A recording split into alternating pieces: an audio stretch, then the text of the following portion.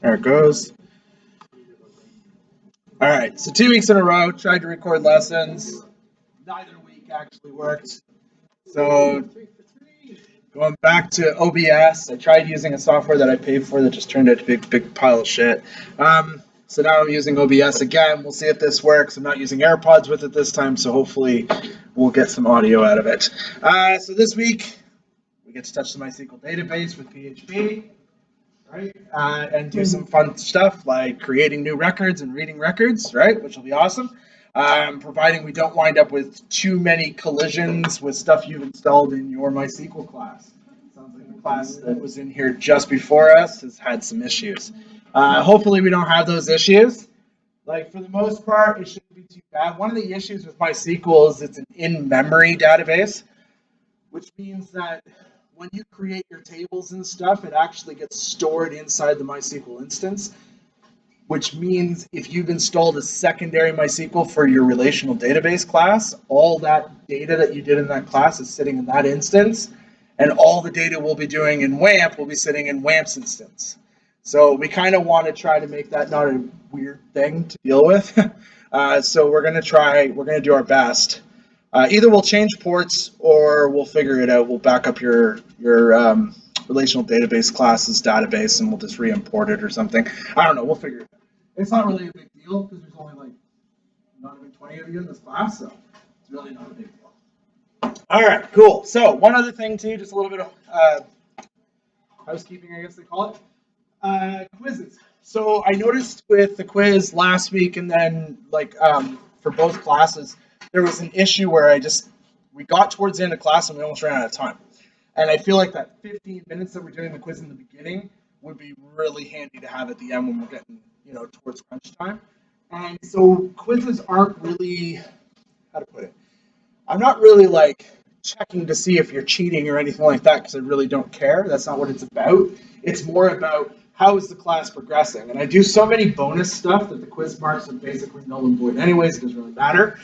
It's really just so I can kind of gauge if we're progressing along fast enough because I'm rebuilding this course as I go. I want to make sure it operates at the same pace as you. And if you guys are moving along quickly, then we'll do some extra cool shit, right? But if we're, struggling, as the quiz kind of pointed out a little bit, if we're struggling, then we need to slow down, obviously, and take it, a little easier. But yeah, that's really what it's about. So I don't really care if you're working with your friends and you're talking to each other while you're doing the quiz. It doesn't really matter. So what I'm going to do instead is just make it do by minute. So you just do the quiz by minute. That's really it. It's 10 questions, like it will be any point. I'll give you the password after the first break or whatever, and then you can go ahead and do it. Obviously, you need to be here in order to get the password, or you're going to have to email me for the password if you're not going to be here. But you can just do it on your own time. It doesn't need to be done in class. Cool? We do it on break? Yeah, sure. Yeah, that totally So works. get the password before break then? Yeah, I also need to open up the quiz. So it's a sock. Good enough, right? And I'll live in be nice and open the quiz. Prefer you not do it right now, but yeah, I'll just remove the display after. There we go. Yeah, it's not available from weekly learning, but you can access it from the quizzes. All right, let's talk about databases, right? Why do we need a database? Obviously, the web, for the most part, is stateless. Basically, that means that changes we make in our browser to a website, like if we modify the CSS to a website, or we change text using the inspector tool, none of that sticks around, right? The second we refresh the page, navigate to another page, all of that gets wiped out and changed. Just like if you make a change inside the inspector, like say I wanted to change this font here, well, maybe I won't be as ambitious as changing the font, but maybe we'll just change the color to pink. I mean, why not, right? There you go. It's nice and pink, right? But is it pink on your displays? Like if you navigate to this site, is that pink? It won't be pink. And the reason why it won't be pink is because the net is stateless. Changes I make here don't reflect other people's changes. Could you imagine how bad that would be? The security implications around that if the web was stateful. That would be terrible. But there are points where we need it to be stateful. Like, for example, these lesson plans I create are done through a content management system that I created in Rails. And obviously, when I type data in the content management system, I want it to stick around, especially for the amounts of data I'm typing in, right? And in order to do that, obviously, I need some way to maintain state. So how can I maintain state? Well, there's a few different ways, right?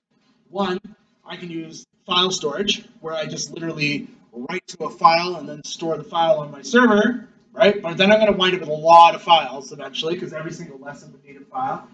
Actually, these are broken up into really complex data structures, where it's like they have sections, and a section can be a part of a lesson plan, but a section can actually exist in multiple lesson plans, and a lesson plan can exist in multiple courses, and courses can exist in multiple programs.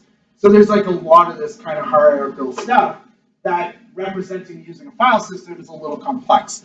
So it wouldn't make a lot of sense. It'd be a lot of overhead for no reason. Changes would be difficult because I would need to have to be able to parse the file in order to make those changes, though I could store it as HTML, I guess, in the end. Either way, it's not really the right system for that. Also, the read-write speed is a lot slower. So instead of a file system, I can look at something else like a database, which is what I'm using here. Here I'm using PostgreSQL, which is not far different from MySQL. They're both SQL databases. There's just some minor differences in capabilities between the two systems, between the two database types. But the concept of hierarchical data is still the same, regardless of which one you're using. Or I could use a NoSQL database like Mongo or DynamoDB. Those would also be optional.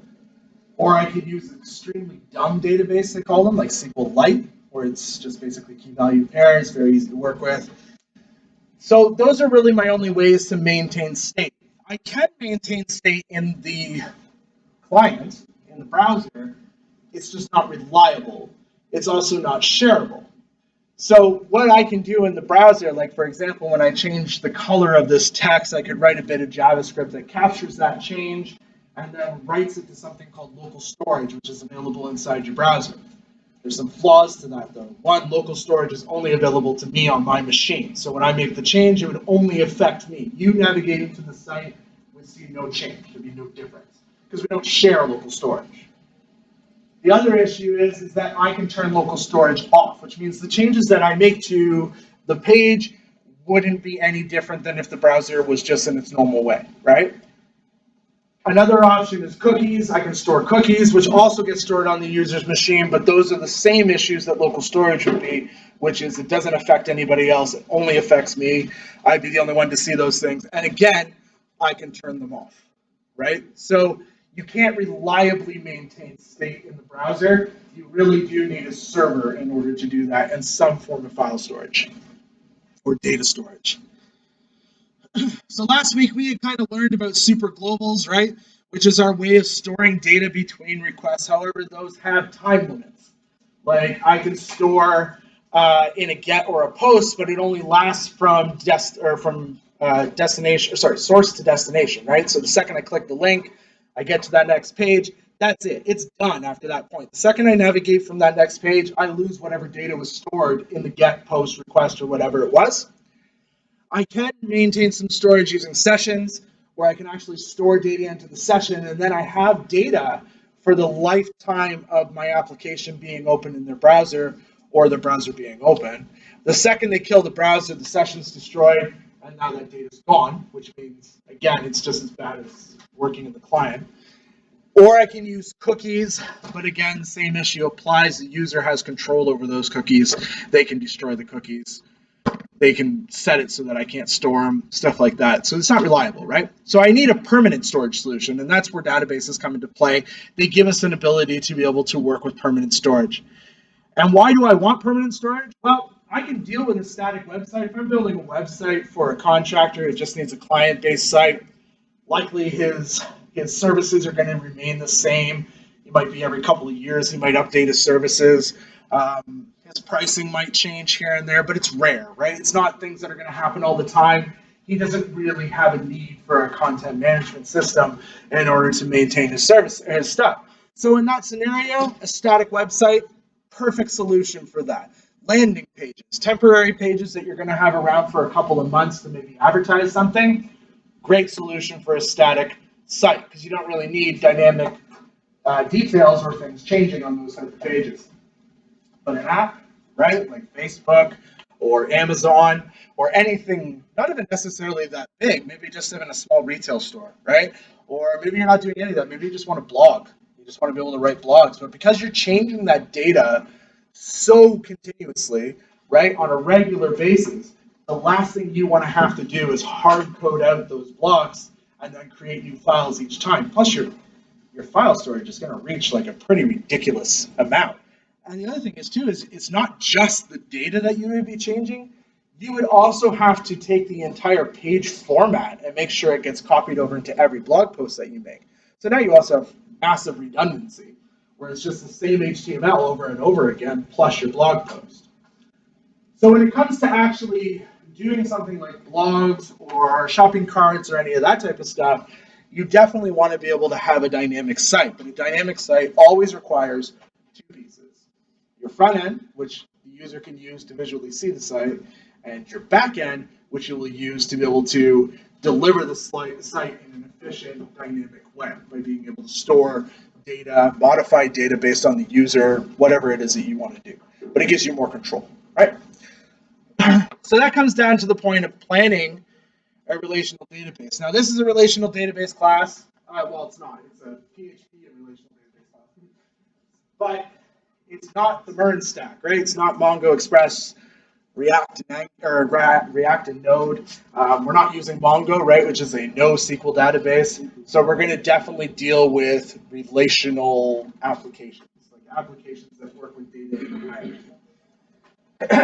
Though you can definitely use Mongo, just not in this class. So when we plan a relational database, before you build your application, you should always design your database. That is a very common practice. It's kind of the reason why Mongo actually exists. It exists for those applications where you're like, yeah, I have no idea what the fuck my data is going to look like. I just know that I'm going to have data, and I know it's going to relate roughly to this thing, but I don't know what it's going to look like in the end. So when you're dealing with that kind of stuff, then yeah, Mongo makes a lot of sense. Or if your data structures are going to change continuously, then Mongo makes more sense because it's very liberal. You can modify the data structures as you wish. You can do them on the fly, which is really cool. You don't need to like create a table each time you modify it or alter the table.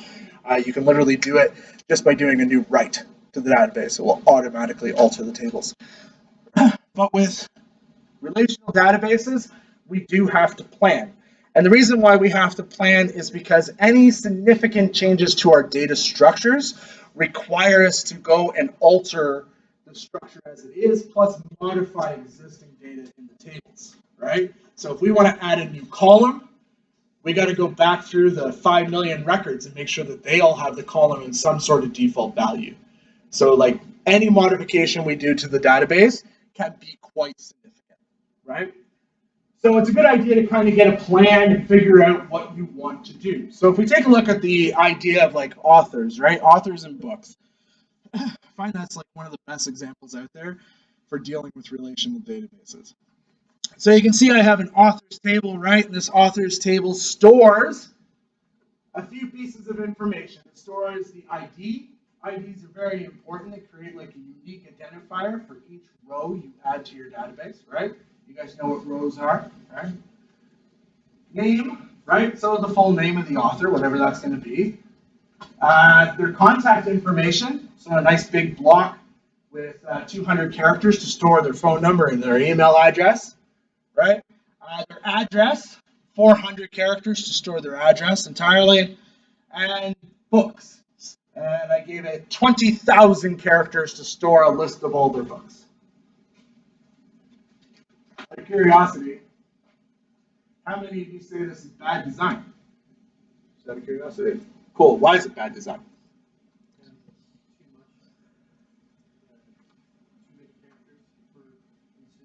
For sure. Yeah, definitely reading that will definitely take a little bit more time.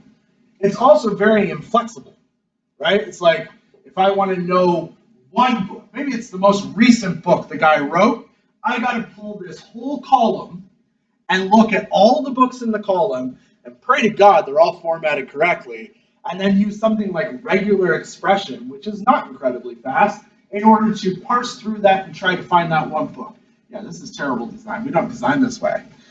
When we design a database, we try to make it as atomic as possible. What does atomic mean? It means reducing our data into the smallest granular format we can possibly get it, logically though, within reason. Sometimes people go way overboard. There's no reason to go way overboard, just within a logical reason. So for example, if we were to take the author's table and then make it more atomic, let's start with name. Well, name, there's two parts to a name generally, right? There's a first and a last name, depending on where you're from. Some places only have a first name. But generally, the common consensus is a first and last name. Often there's a middle name too. So for name, we can actually break name out into two pieces, first name and last name. What benefit does that give us? Well, now if I need to query the author's table for, say, anybody with the last name of Smith, I don't need to use any regular expressions. I don't need to use any fuzzy searches, which we'll explore later. I can just literally look for a clause in my select statement that says where last name equals Smith, right? And I will get returned back every author that contains the last name of Smith. So when we take a look at the contact information, right? If I want to search for an author by their email address, I don't want to have to parse through the whole contact log and deal with their phone number and all that type of stuff. Not to mention the way people format data can be different, right? Maybe somebody didn't capture their email address, right? But I'm still going to have to look through that block regardless if there's an email there or not. This way, by breaking it up into individual fields, I can basically say, if there's no field that contains an email address, immediately ignore those. I only want those authors that have this email address inside that field, right? So it speeds up our database quite a bit. Addresses, I generally break them down into their base components. You could take the street address and break it down even further. Some people will. Amazon does. Actually, Amazon breaks it down quite a bit. But for me, I find street address. Usually I have street address 1, street address 2, in case they have like a P.O. box or an apartment number or something like that they want to add. Their postal code, which even if it's an American address, you got to choose. Either you're going to call that field zip or you're going to call it postal. You know, you might as well do it from wherever you're located, right? So if you're in Canada and you're building it from like a Canadian agency, just call it postal code. At the end of the day, the front end, they're not going to see that, right? You can't do that in the database, though. You would wind up having two tables, one specifically for Canadian people and one specifically for the zip code people, right? But yes, in the browser, you could 100% change what the actual name is, right? Because at that point, you control all of that. But in the database, you're kind of locked down. But postal code, city, right? Province, again, province or state, doesn't really matter as long as you understand what it is. Country, and then I again have that books column, right? This great big books column of 20,000 possible characters. Let's hope they're not like a big author like Terry Brooks, where they have way more books, right? Then I might be able to fit. Well, I don't think he has enough books to fill that. All right. So this data is made more atomic. That's a very essential word when we refer to databases. Has your database teacher talked about atomic data? No, they will. Or normalizing data, right? N data or N type data, I think they call it. They'll mention it. All right, so we want to make our data atomic, and we could potentially make it even smaller, right? Name could be broken into like title, first name, middle name, last name, right? Any extra pieces like PhD, master's degree, stuff like that, you can get as atomic as you want. Just at some point, you kind of got to go, does this make sense for the application I'm building, or I'm getting too atomic, right? You want to be within reason. Again, same with contact information, like phone is a little restrictive. You may want cell phone, work phone, stuff like that as well. Or address, you could break it down into the street component, where you have the street number, the street name, and then the street type, whether it's avenue, street, crescent, would drive, whatever, right? So an author, one thing to consider is an author will likely have more than one book. And the situation that we have created here is that all of our books are under one basically one field called books, right? And it makes it very easy to, or very difficult to query it if we want to be able to find information about a particular book. Now, the books table that I created here is a little restrictive. We only have title and synopsis, but we could also have the year it was published. We could have the ISBN. Basically, information that relates to a book, right? But it's fairly abstract, so it relates to all books, not just one specific book. So what I've done here is I've embraced relational databases, right? So a relational pattern. And the idea of a relational pattern is a parent and a child relationship. Now, it's not always that way. There's actually a lot more complex relationships as well, but the ones we'll be dealing with in this class will be more parent-child relationships. Obviously, we'll build the first layer, and then we'll get into the second layer after the reading.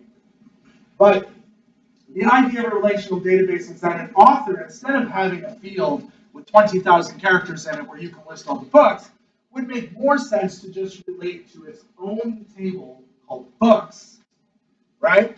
And then in order to match the book to the author, we simply take the ID column of the author's table and map it to our book row. So our book row will have its own ID as well as another ID called author ID. And then when we want to retrieve all that author's books, we literally just say all books by author ID, right? And we retrieve back all those books. So this is a parent-child relationship, and it makes sense. Stephen King has 15 books, right? Terry Brooks has 150 books, that kind of thing. So we can make those kind of relationships. So when we're working with databases, the whole idea is to try to map out those databases so we know what we're dealing with.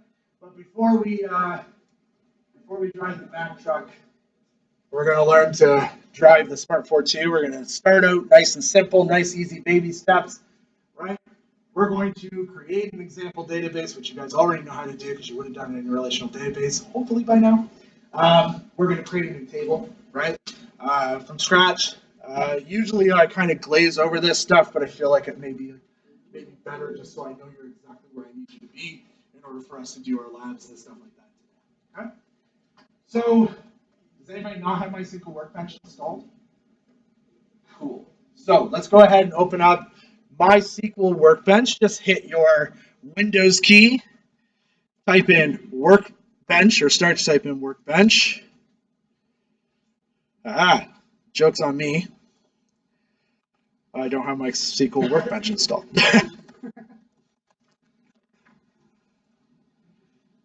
Let's go ahead and install that.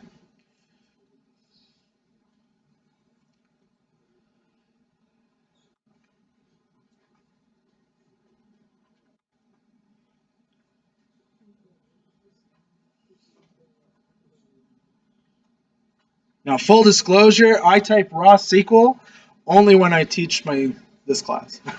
Otherwise, I never type raw SQL. Most of the languages that I work with are frameworks, and we use something very interesting called an ORM. And I would definitely recommend looking that up and what it is exactly. It stands for Object Relational Mapper. And basically what it does is it takes your database structure and it turns it into an object. And then when you want to create new records, you literally just name the table, .create, pass it the data, off it goes. When you want to select something, you just say table.find, and whatever it is you want to find. So once you start working with an ORM, you kind of get a little bit lazy, and you stop typing SQL, because you just don't need to. You can do so much more with an ORM. Today, Junior, come on.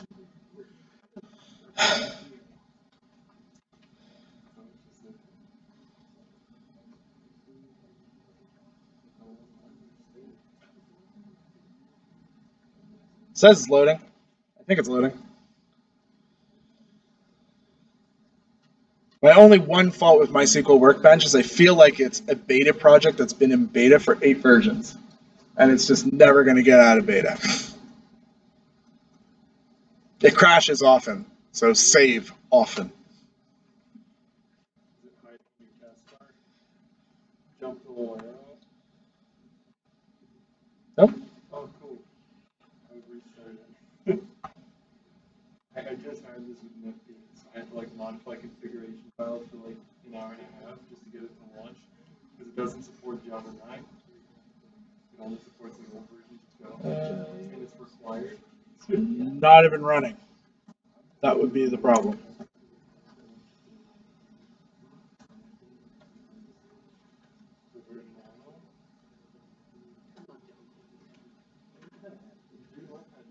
Oh, that's super weird. It opens and then immediately closes.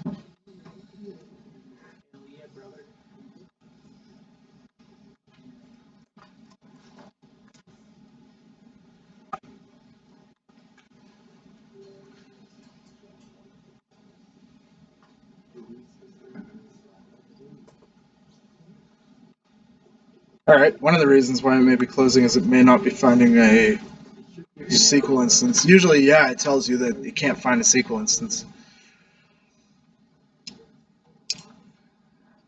We need to open WAMP anyways at some point, so.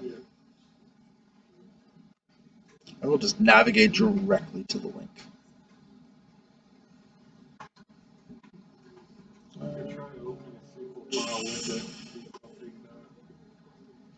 It's under Oracle, isn't it? Nope, it's not. Cool, I got a new folder called MySQL. Oh, you son of a... Yeah, it's not going to work.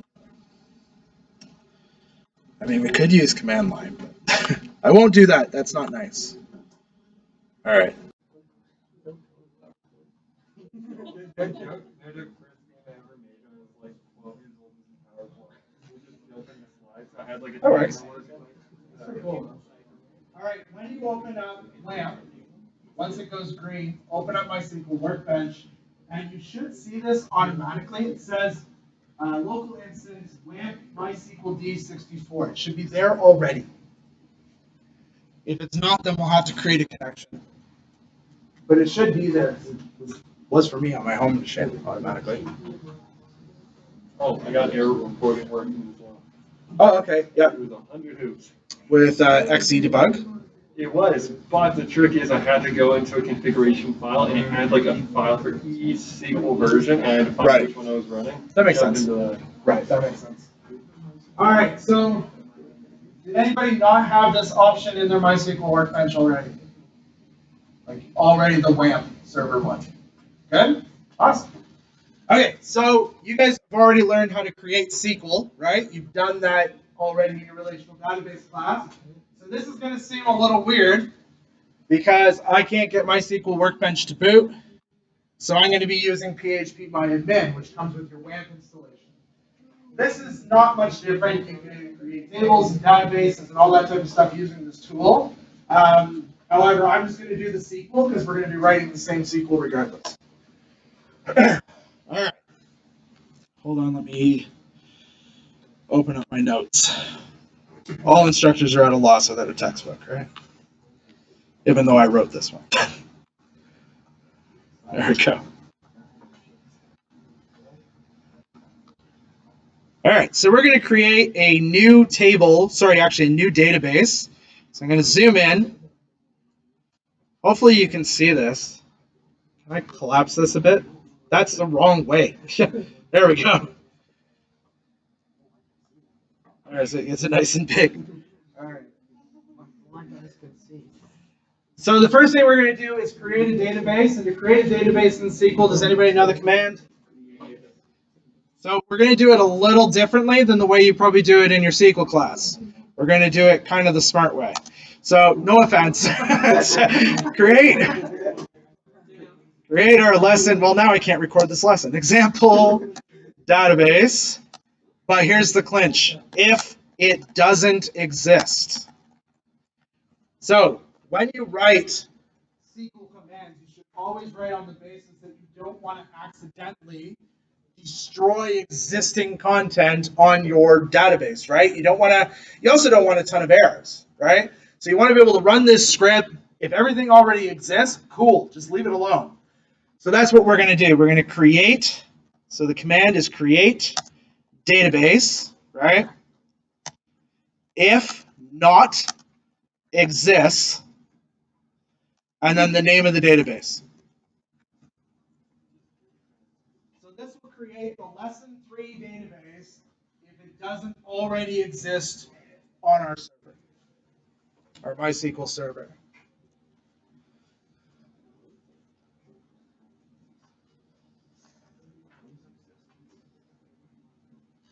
So the if not exist or if exists are both options that you have available. So you can create a table, for example, if another table exists.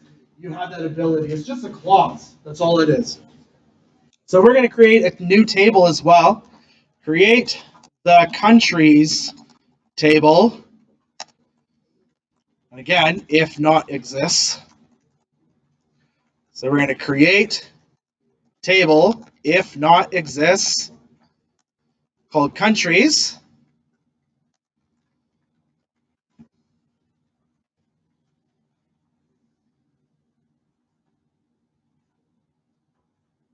That will create the countries table, but it's missing a whole bunch of data that it needs because we need to give it some fields, or columns, I should say. I'm going to put the round brackets, the opening bracket on beside countries and the closing bracket down a little bit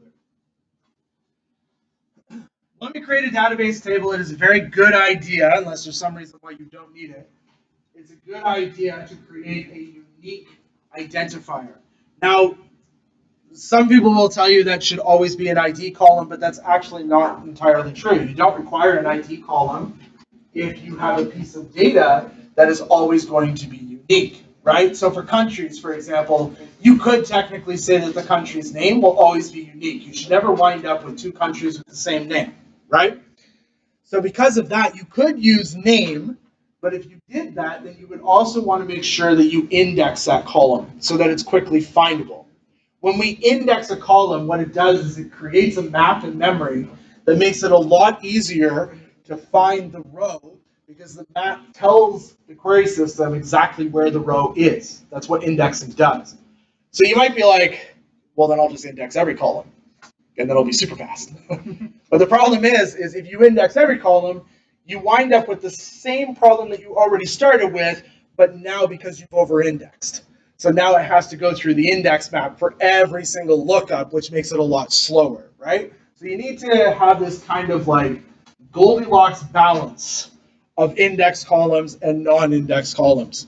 When you index a column, it actually slows down your creation and update and delete steps because the map has to be rebuilt on every one of those changes. So you got to keep that in mind. So don't index every column, just index ones that make sense. But we're going to create an ID column because it's likely what you're doing already in your class. So we create a column called ID, not die, ID. Let's try that in the opposite order. Words are hard. And then we're going to make it a data type, right? So the first piece is the name of the column. The second piece is the data type. So int 11. And that 11 means the number of digits, not that get to 11 and then die. It means the number of digits that we can possibly have, so we can store up to 11 digits in that column. And then we're going to make it not null, meaning it has to have a value. If a value is missing, then it won't create the record, and you'll receive a MySQL error telling you one of the required fields hasn't been filled out. And then the last piece is auto increment. And what auto increment will do is, so the first time it creates a row, it will put a number 1 in the ID column. The next time it creates a row, it does 2, and then 3, and then 4, and so on and so forth. You can change that, though. You can actually start at an offset. So if you don't want your database to start at 1 and you want it to start at like 100,001, you can put an offset of 100,000 and it will start at that point and then increment after that. You can also tell it to increment randomly. So it actually increments a random amount onto each one. So that way they're not all the same. So it's harder to guess what the index number would be, right? We're not going to go anywhere near that complexity. So next column we're going to create is called name. We're going to make it a var char, which stands for variable character amount, of 100. And it will also be not null, meaning you have to have a value in that column. I don't know why my data types are all lowercase. That's weird. At the end of the day, MySQL does not care. You capitalizing or not capitalizing, it really doesn't give a damn. After that name column, we're going to create a description column, which we will likely never fill out. Var car 2000, so we'll allow up to 2000 characters. And this one can be null, meaning that it can be empty. It won't interfere with us creating a new record, or row, I should say. Try to get out of the habit of saying record. In ORMs, it's records. Direct MySQL, it's rows. And then just because I needed another column, population, I mean, we'll just make this up. Population is a not null column.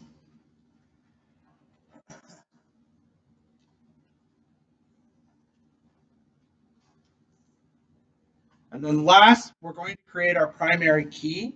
And you don't have to have a primary key, but it's a good idea, right? So if you're not going to use your ID column as the primary index and you were to use name as the primary index, your primary key would be name, right? But we're going to use the ID column.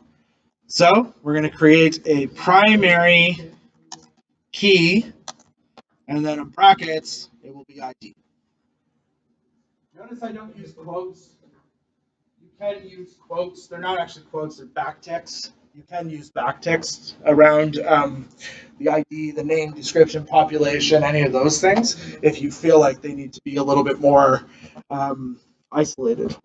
We are going to add 2 more columns into this, but I want to explain what they are. So when you start using frameworks, which you definitely will likely use if you follow into this industry, mostly because people aren't going to pay you to write stuff directly from scratch. They want you to start with like a base starting point. When you use frameworks and you start working with ORMs, it creates 2 columns for you. One's called created at and one's called updated at. And what the purposes of those columns are is basically to create like an audit trail for you so that every time you create a record, it gives you a timestamp. Every time you update the record, it puts in a timestamp to let you know the last time it was modified. You can kind of think of it like when you're managing your files on your file system. You have a date that you created your file, you have a modified date. Every time you make a change in that file or access that file, the modified date changes. Same idea with this. So we're going to add these 2 columns, and then you guys can blow your MySQL teacher away because you know how to do something that they might not even know how to do. So we'll see. They might. We're going to create a column called created at. It's going to be a timestamp data type, which means that'll give a date and time. It's going to be not null, but don't worry, we don't have to populate it because we're going to set a default, and the default will be the current timestamp, which is a command that's built into MySQL that will literally take a look at the date timestamp of the server. That's a very important thing to understand. The timestamp will be from the server. So if the server is in UTC, the time will be in UTC. We are currently -5 hours to UTC, right? So it will wind up being 5 hours ahead of us, or 5 hours behind, no, ahead of us. So that's an important thing to understand. Now on our systems, because we're running it on our machines, it'll be the correct timestamp. Yeah. Current time will only return back the time. We need the whole timestamp because we need the date and the time for that field. We need to make sure that it's the exact same type as the data type that we're putting in there. I think if you use current time, what it would do is it would return back the time, but you wouldn't get the date. And if I'm correct, MySQL will auto-populate the date as 01/01/1973. And it'll just do that each time, which would be bad. So next one is updated at, but this obviously works a little different. A lot of this is the same. It's a timestamp data type. It's not going to be null, and it's going to have a default of the current timestamp. But there's one extra piece, and that is on update, which are 2 separate words, also do current timestamp. And basically what that means is the first time it creates this record, updated at and created at will be the exact same value. But when we update the record, it will trigger this on update trigger, which will change the timestamp to the current timestamp at that time. So that's our way of basically keeping the modified date and seeing what the modified date is. We won't touch that this week, but next week when we do an update, you'll see the timestamps change. And that is literally all of it. I'm going to zoom out a little bit. And I'm going to look for the go button. So you want to click your lightning bolt to execute that. I'm going to click my go button. And providing our code is correct. No, I have an error. What is my error? Oh, yes, that's where we're missing the spot. We need a use command, which I have in my notes. You figure I would have paid attention to that. Underneath the create database, you need to put in use lesson 3. That tells the MySQL server which database to run these following commands against. It's true. That is very true. So once you've done that, you can go ahead and click your lightning bolt or go. It just throws a warning instead, right? It'll throw a warning if you already had the database, yeah. And there we go. Should say that you've created it. And if you have, if you look under your schemas, I think it's called. Yeah, if you look under your schemas, you should see the lesson 3 database. You may have to click the refresh icon, which looks, I believe, Like a recycle. yeah, it's like blah, kind of thing. All right. After that, you can go ahead and kill Workbench because we don't need it anymore. Cool. I should probably make sure we're recording. Oh yeah, good. I'm recording. Nice. So we've got our SQL file. Everything's all good. We created our table. Let's talk about these different pieces, right? Create database if not exist, or if no exists. If not exists, this does exactly what it implies. It creates the database as long as the database isn't already on your server. Use lesson 3 tells it which database to use. Create the table if it doesn't exist. Again, pretty self-explanatory. The ID integer column, super important because it gives us a unique identifier to identify the row by, which not so meaningful right now, but will be meaningful next week when we go to update and delete. And then created at timestamp and updated at timestamp. 2 new things that you got to learn today about MySQL, unless you already know that.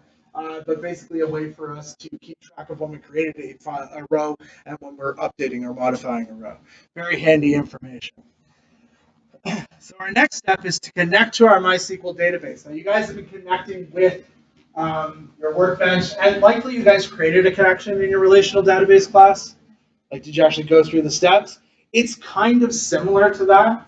Has anybody had any experience working with PHP before this class? You? And did you connect to a MySQL database when you started playing with it? 7 years ago. Right. So you probably would have used. Oh, you could have used PDO. Did you use PDO? Does that ring a bell? It was just for a login system. Like that's the only thing I used for. Oh, okay. So you might have used PDO or MySQLi, one of those two. MySQL I use. Okay. So there's actually 3 different flavors for connecting to MySQL, but good news is one is deprecated. Deprecated means it's gone, it's done. You shouldn't use it anymore. At some point in the future, it will be removed and cause your application to crash. So that's a very important word, deprecated. So we're not going to use the deprecated one, and I don't know how, but I always wind up with students using the deprecated one because they go out to the internet, behind by a few lessons, they don't know how to connect, they find some site from 2004, and then they write a connection like so.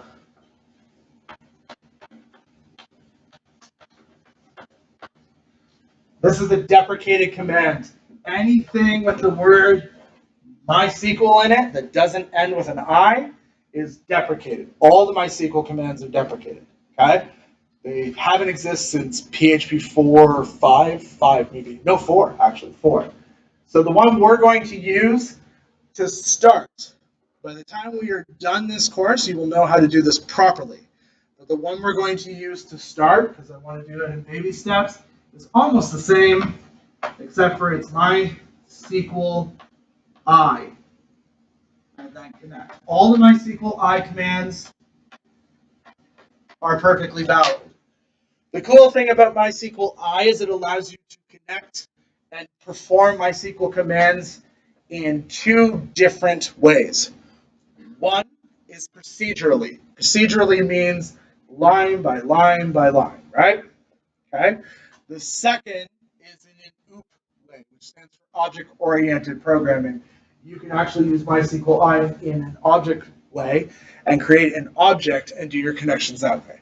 We're going to start with the procedural way, and then when we get to the OOP way, we're going to abandon this command altogether, and we're going to learn how to use PDO, because it is the better way to do it. Okay? But today we will start with MySQL I. So, let me load up my notes to the left side here.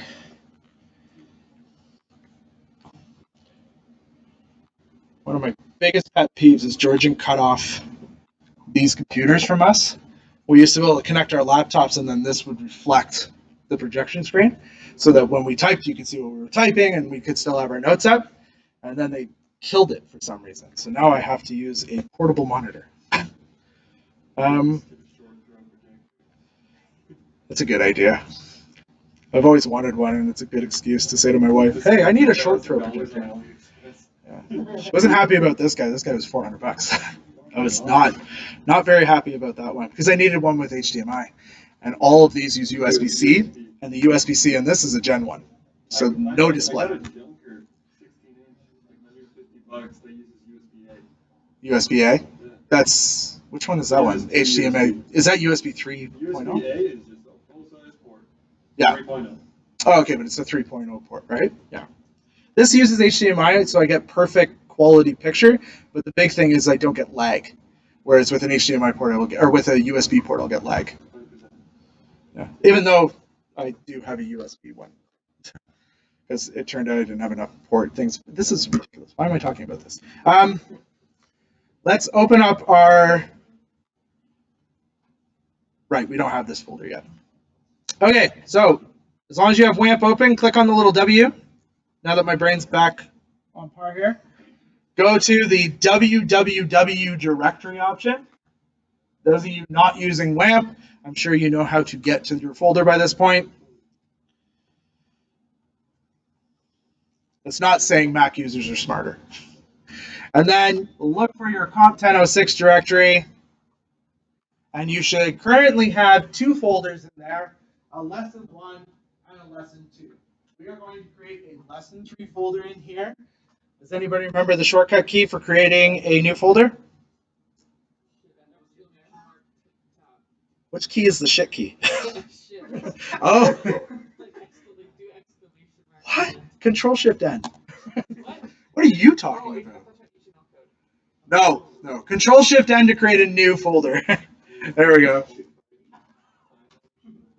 Totally want a keyboard that has the shit key. Control Shift N or right click and choose new folder. That also works. Once you have it, you should be able to right click on the folder and open it up with VS Code. So go to right click, open with code. We'll take a second to open. Of course, it's going to open on the other display.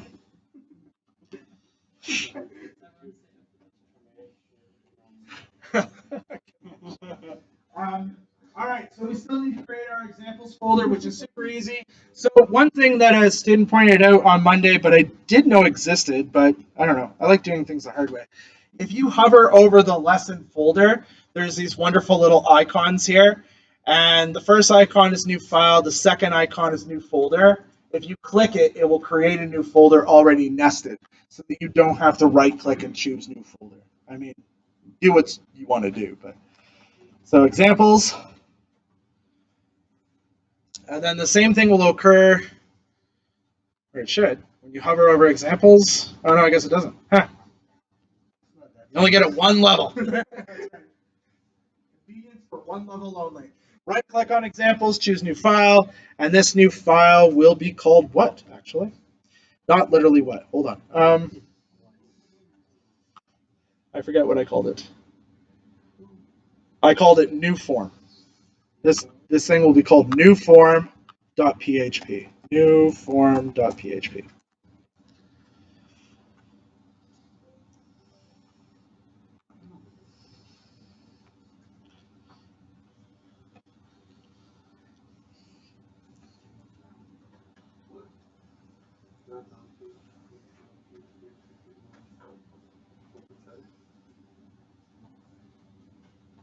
So the first step that we're going to do, and this is all based on this pattern, which I think I explained last week, is literally applicable not just to working with databases. Right. What does the C stand for? Does anybody know? What's that? Create. Create. What's the R? Read. Yep. Update. Delete. Destroy. Perfect. Yes. Create, read, update, and delete. This is a common terminology that you're going to hear when it comes to working with dynamic applications, right? Building with a database and a server-side language. You're going to hear the term CRUD quite often. The first two letters we're going to cover this week. The next two letters we'll cover next week, okay? So today we are going to create some new rows in our database using PHP, which is cool. And then we're going to read those tables, or those rows, sorry, into an HTML table. So you'll get some experience creating an HTML table as well. So hopefully that works out, and that's everything that happens. But one of the other words we're going to use here to create is called inserting. In order to insert a new row into our MySQL using PHP, we have some requirements. One of those requirements is the database table we want to add the row to. Check. We did that already. We did that earlier. We need a way to connect to the database. So we're going to create a connection so that we can connect to the database. And then we're going to need a form to collect the values for our row, right? So in order to add those values into the row, we need a form to collect that information from a user. And then we're going to need a script to process the form data and actually insert it into the table. So let's write our form first. So now if you go to, because we're not going to type this all out because it's silly. If you go to the lesson plan, you can find a link in Blackboard. You will find this starting code. It says below is our starting code. You're going to do Control F in Chrome and then type in below is our and hit enter and it will jump for you. But anyways, you want this code. That's what we want to start with.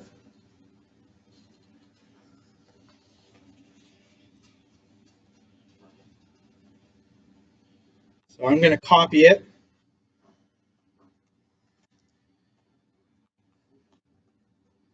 And then I'm going to paste it in my new form.php.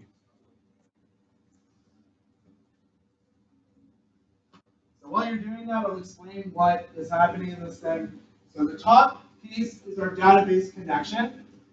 We have a variable to store the return results from the MySQLi connect function. MySQLi connect is how we'll be able to connect to our MySQL server. Basically, we provided 4 arguments enabled to create the connection. Those 4 arguments are the host where our server is, which is localhost automatically, right? Because our computers are our local host machine. You can also use the IP address 127.0.0.1. If you have MAMP or you have had to alter your port for some reason, you will need to follow localhost with :8888. If you don't, you won't wind up with a connection to your database. The next is the default MySQL login, right? The username. By default, it's usually root. Unless for some reason you've changed it, it should be root. Right? Now, I know when you install MAMP, I think it asks you if you want to choose one. So if you have chosen a different username, you need to make sure you use that username properly. The value that you see here that's set as null is the password. So it's host, username, password. Password for the majority of you should be null unless you've chosen a password. Sometimes the default password can be root also, which is fine because it's local. You're not exposing your computer to the outside world. You don't have to worry about people contaminating your database. And then the last argument is the database you want to connect to. So once again, first argument is the host, where the database is stored. Second argument is the username. Third is the password. And the fourth is the database you want to connect to. This is like the easiest way to connect to a MySQL database. This is known as a procedural way. It's going to return back our connection into this variable called MySQLi, which we're going to change because that's a stupid variable name. Instead, we're going to call this variable CONN for connection because it makes more sense.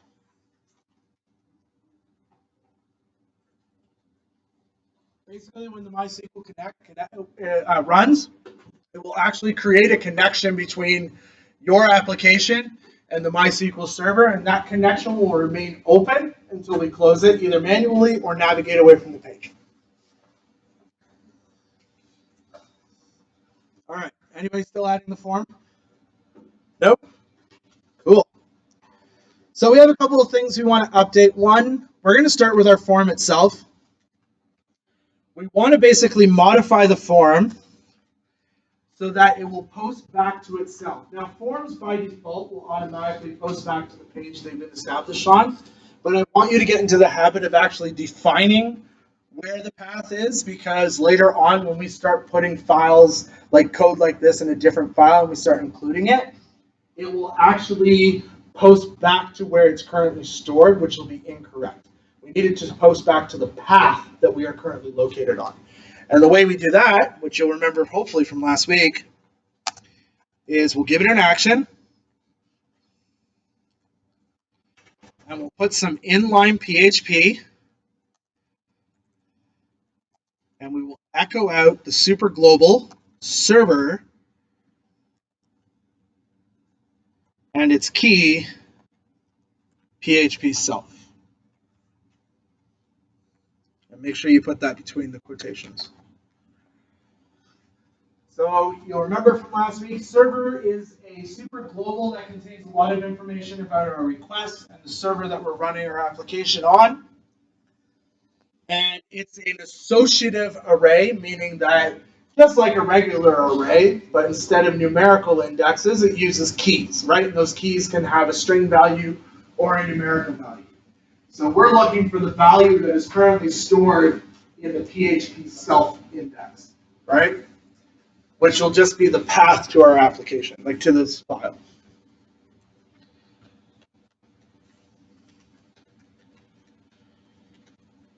And then the second tag we're going to provide is a method, and the method is going to be equal to post, because we want to post the information, not get. Anytime we're creating, updating, we will be using post. We should also use post for delete, but just because of, I don't know, just because it's a little easier, we'll actually use get for that. But we should use post. Anytime you're modifying data or creating data.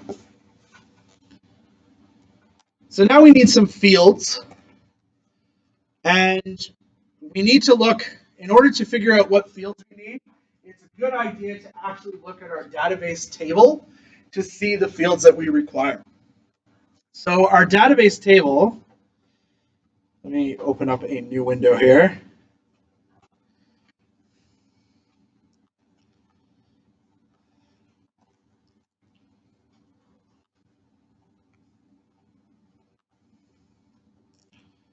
So our database table, countries, is our database table, right there. So this is our database table, what it looks like. This is known as an ERD, which stands for Entity Relational Database, or Entity Relational Diagram. As you can see, we have 5 different columns inside our database table, 6 actually. The ones that we don't need to worry about writing to are the ID column because it automatically increments, right? So the value is already there. We don't need to worry about writing to created at because it will automatically use the current timestamp and fill it. And we don't need to worry about updated at for the same reason we don't need to worry about created at. So those three columns are taken care of for us. The ones that we have to worry about are name, description, and population. So those are the three columns that we're going to allow the user to actually add new data to. So we're going to create these three columns inside our form. So let's go back to our IDE. And we'll create a div. Now, if you use Emmet, you just type in the word div and hit tab, and it will auto-create the opening and closing tag for you. And then we're going to give it a label. Don't worry about the for attribute. We'll just leave that blank. And I'm going to call my label country name with a colon.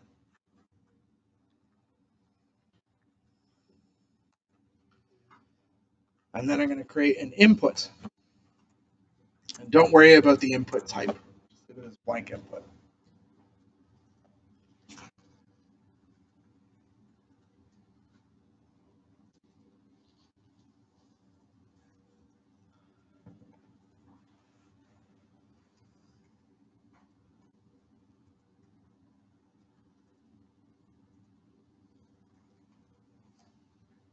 Once you've created those, if you highlight those 4 lines, so the opening div tag, the label tag, input, and the closing div tag, on your keyboards, if you're using a Windows machine and you're in VS Code, I'm not sure what it is for a Mac, I apologize, but you can hit Alt, Shift, and down, and it will duplicate those 4 lines downwards.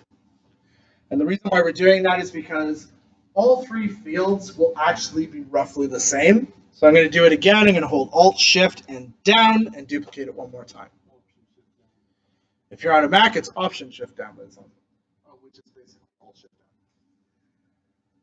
Once you've done that, we're going to change the second label from name to description, and the third label from name to population. So you'll wind up with 3 fields, 3 different labels. Now, we could use an input field for description, but it doesn't really make a lot of sense.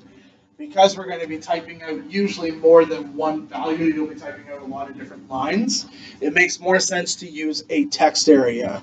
So we're going to change the input field for country description to a text area.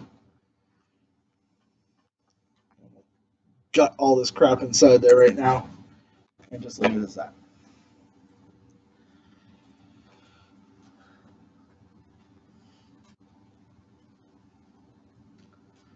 And then once you have your 3 fields, the last thing you need, put your cursor at the end of the last div, the closing tag, hit enter a couple of times, type in the word button, hit tab.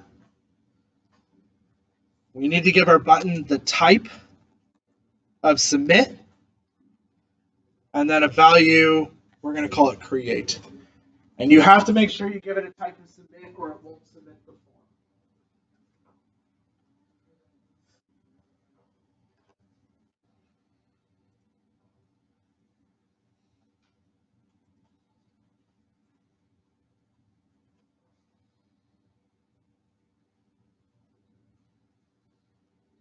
Up a little bit so you can see it.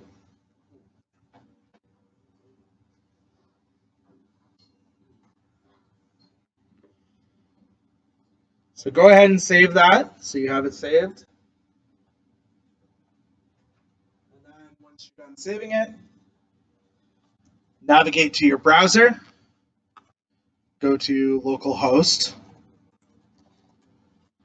/comp-1006, which will take you to this index of lessons that we've been working on. Click on lesson 3, click on examples, and click on new form. And I have an unknown database error, lesson 3, which is saying that I don't have a lesson 3 database, which I'll resolve in a second. Hopefully you don't have that error. You should have no error. But really what you want to look at is the form. You should see country name and the field, country description and the field, and country population and the field.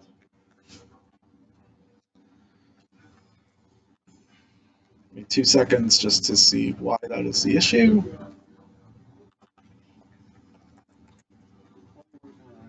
have any idea how to get math to hook into MySQL workbench? Because I got it working on like little MySQL that we set up, but like math's just not playing nice. Just tried feeding it the socket. And it's not seeing it? Yes, well, I don't know what username was. I assumed root because that's the one I set up. But Yeah. it's not taking This is really weird. I'm not getting. access is denied for user root. So I'm good. It's so strange that I'm not seeing the lesson 3 folder. 1 second. Let me just try recycling my server here so I know. Oh, I see why.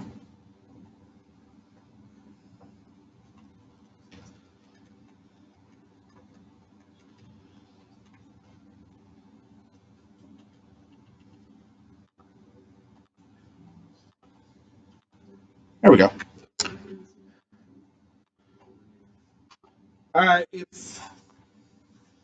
If it's not seeing it, we'd have to find out what port number it's running on. It's probably not running on the standard port. Yeah, because that isn't the standard port. It's like 336 something or other. So if you look at MAMP, if you open up MAMP, go to Preferences, it'll tell you what port MySQL is currently running on. Tells you the. Say a port. Ah, there you go. So that's what you need to connect to is 8889. Yeah, no worries. All right, so there's a couple of details. It's cool that we have this. However, if we were to actually post the data, it's not going to do anything. We're not going to see anything, mostly because we haven't created any way for it to have keys. Does anybody remember from last week how we ensure that the post super global has keys for the form? What do each of these fields, what attribute do they need to have? Name. Exactly, they need the name attribute in order to match those up. Now, this is where we're going to talk a little bit about naming convention. Naming convention is very important. In order to cause yourself a lot less confusion, having to fight trying to remember what you name the column in the database and what you name the column in the form, it's just better if you give the name for each of the fields the same as the names you gave the columns in the database. Does that make sense? So if you look at the columns in the database, we name them name, right, for the name field, description for the description field, and population for the population field.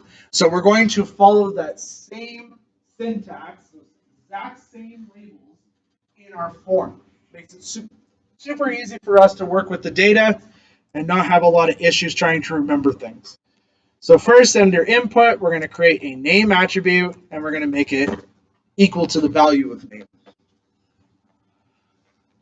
So name equals name.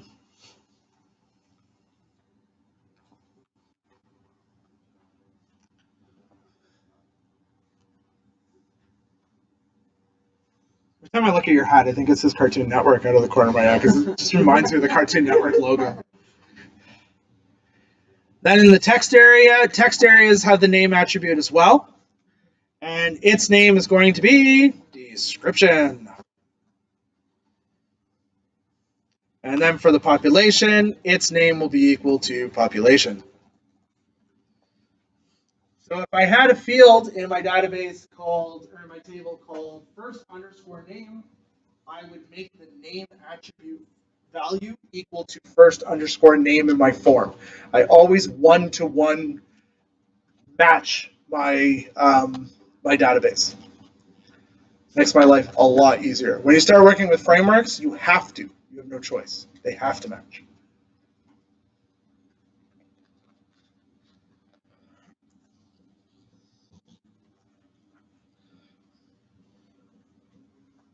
Now, population currently is a string, but in our database, we made population. Did we make it a string? Did we make it a varchar or an integer? I hope we made it an integer. We did make it an integer? Okay.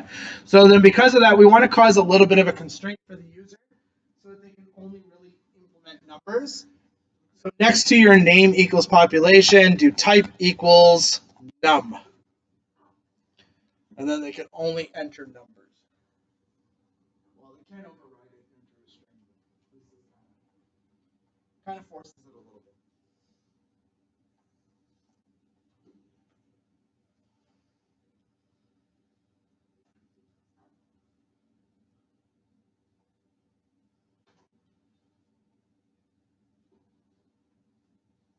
So like I said, reflecting our SQL table column names across our form inputs will result in a consistency that makes working with the data far easier than attempting to remember what column is named and what an input is named. So once we have our form done, let's go ahead and var dump at the top of our page here. So we'll go to the very top of our page in our PHP, and just under our connection, we will dump our values using var dump $_post, so we can see what the values are in our form.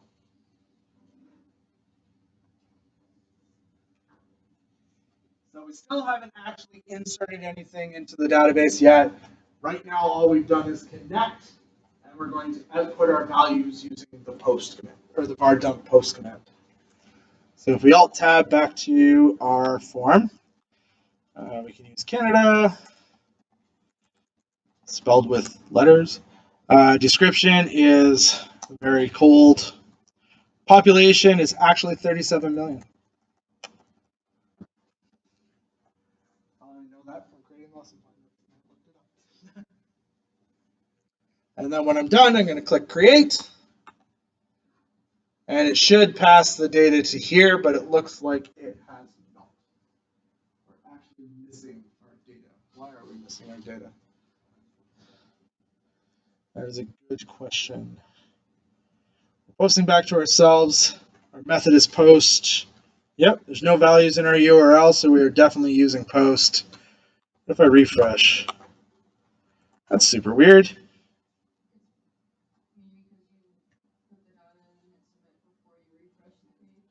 That's exactly why.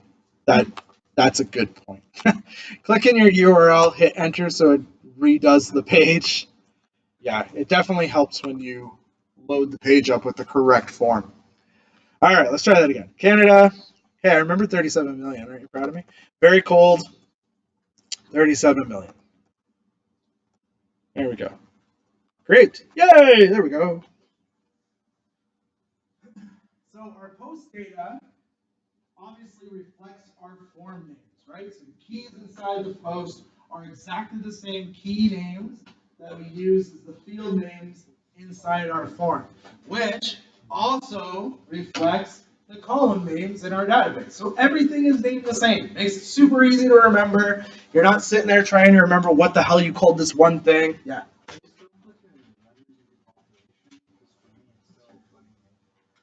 What's happening? Oh, you can actually populate with letters? Yeah, I can too. Maybe it's not. Maybe it's not type num. I thought it was type num. That's weird. Maybe it isn't. It's type number. I mean, we can always go HTML5 input types. Is it number? Okay, well that would be helpful. Let's change it to number. There we go.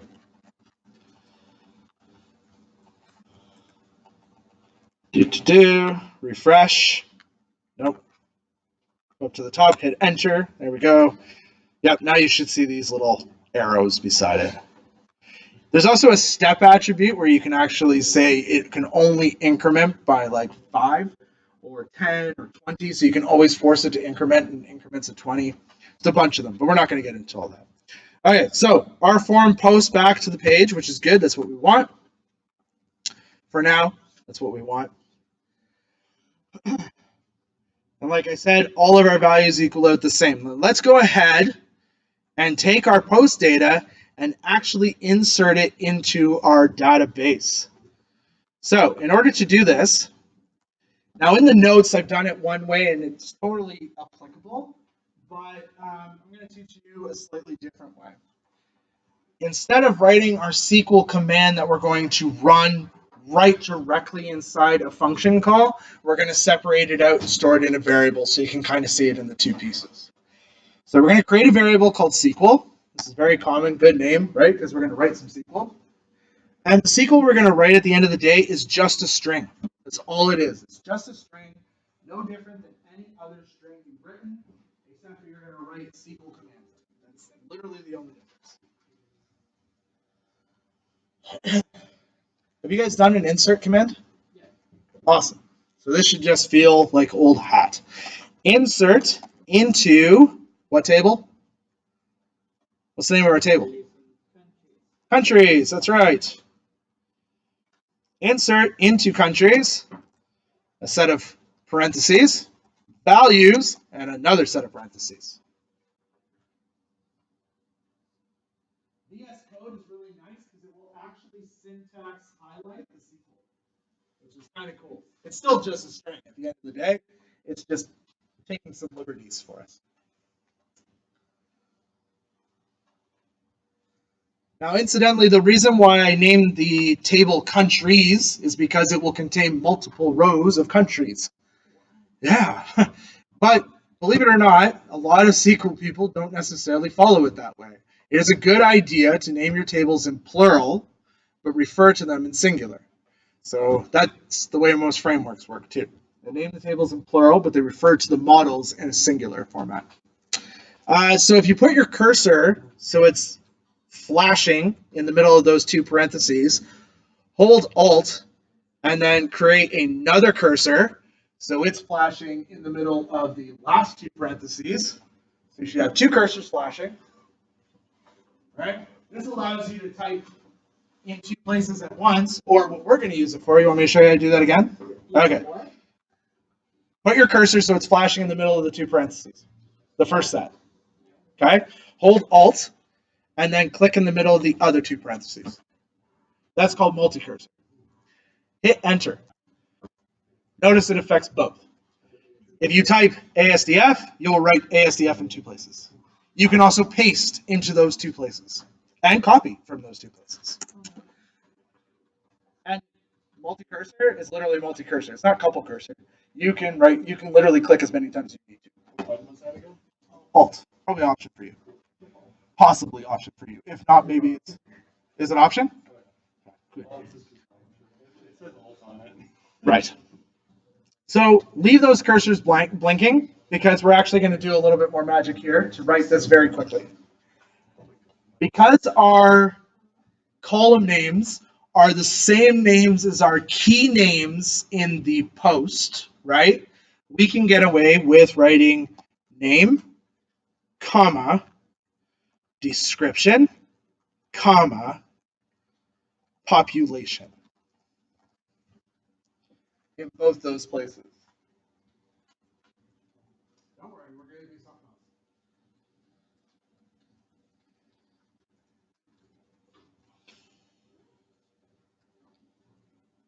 I totally got on. Had a default password. Nice. Was it root? Next, double click name so it highlights. The second name, not the first name. So double click name so it highlights. Hold down your Alt key, double click description, hold down your Alt key, double click population, not left click. Oh, stop with the right click. Let's try that again. There we go. Nope, stop. Oh, that's it.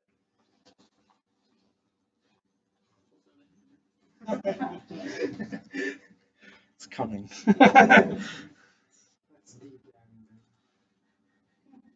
Where's my mouse?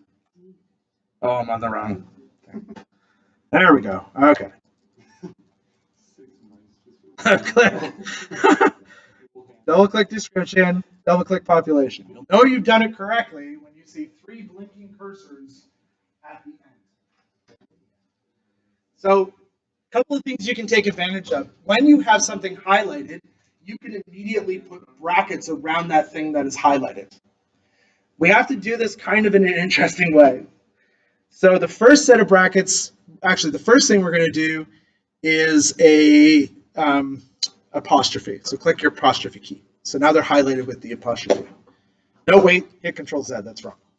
Do settle down. Do Shift curly brace. That's what you want first. Shift curly brace. That's the first piece. The second piece is square brackets. That's the next one. Okay, so curly brace, then square brackets, then the apostrophe. Then press left arrow so that all three are in a line. Keep moving it to the left so it's just on the other side of the square bracket, the opening square bracket. Type in $_post. Those are our values. Remember in week 1, we wrote a string template, right? What is unique about a string template? What does a string template do? If I put a variable inside my string template, what happens to that variable? It gets interpreted and returned. Whatever its value is gets returned automatically to the string. Then the whole string gets returned to whatever function is using that string. So what's cool about that is it means I get automatic parsing of the value that's inside this post. When this SQL statement is done, it will actually output the values in each of the post placeholders. Let's take a look at what that looks like. I'd like you to echo $SQL. So you can see what happens to this template string. Impress me here. What kind of quotations do you have to use for string templates? Double or single? What's that? I mean, look at your screen. Double. Has to be double. Okay? Single is called a string literal, exactly, which means it's literally whatever's inside that string is what gets output. All right, so if you jump back over to your browser and hit Control R, you're going to get an error. Okay, that's totally fine. It's because we're missing values. It should seem familiar because it's the error that you guys got in your labs, right? Let's go ahead and enter the information though. Canada, very cold or whatever you want it to be. 37 million people. And then click create. And that is what your query looks like. Insert into countries, name, description, population, values. And notice it doesn't say $_post.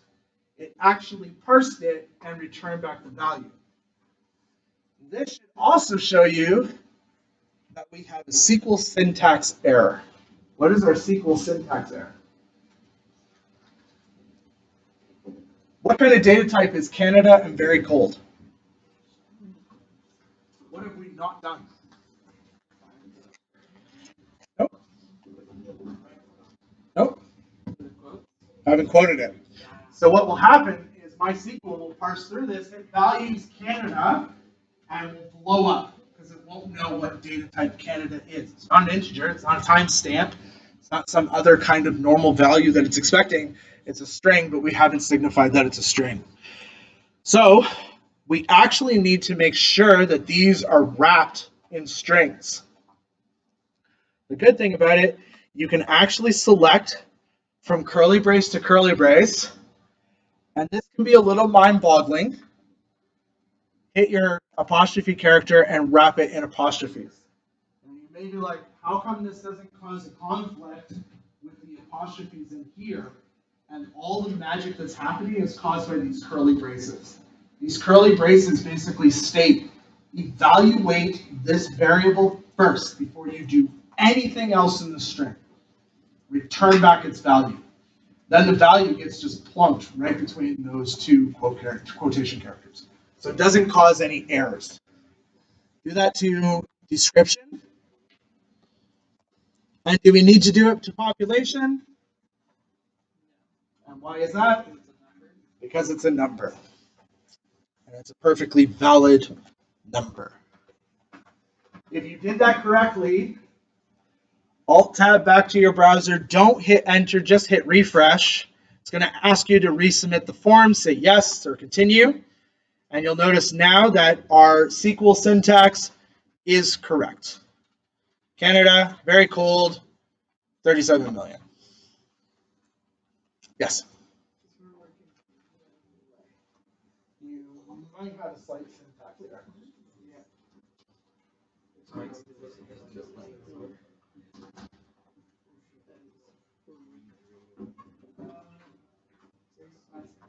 Line 7. It's your. I bet you didn't finish your insert statement. Go all the way to the right. Yeah, you're missing a semicolon. If you don't like that wrapping, you know how it's not wrapping down to the next line. You have to scroll all the way to the right. You can hit Alt-Z, and that will automatically word wrap for you. Yes. Mine, when I try to access it, it's not using a password. Something that says access denied. Yep. So you see where you have null here? Set that to my password. Set that to your password. I love it. All right, so that gives us back our SQL command, but we still haven't written to the database because despite all the fancy syntax highlighting we have here, at the end of the day, it's still just a what? A string. It's just a string. Doesn't have any real value to it yet, not until we plug it in as an argument to a function. And that's where we get into the next piece that we're going to do. So our next piece, to actually run this SQL string, we're going to create a variable called res for response, or you can call it RESP if you want that. RESPCT. And then MySQL I, right? Because MySQL is what? Deprecated. So don't use it. MySQL I query, right? That's what we're doing. Anytime we run a statement against SQL, we're creating a query. That includes if you do it in MySQL Workbench. And MySQL query takes two arguments. The first argument is your connection, because it uses the connection to send commands to the MySQL server. So we need to give it its connection. So we called our connection $con. So that's argument 1. Argument 2 is the query itself. That's the SQL you just wrote. So you're going to write comma, $SQL. MySQL query, or MySQL server in general, is kind of a funny beast. You won't know if you got an error unless you directly ask it if you've gotten an error, which is kind of annoying. So you'll run MySQL query, assumed it worked, but it may not have. The way we know it worked is res will actually contain a Boolean value of either true or false. So what we can do is check res if it's true or false. If it's true, then everything is golden. If it's false, then we'll need to be able to see the errors. So let's write a little bit of error handling. Let's write a comment first.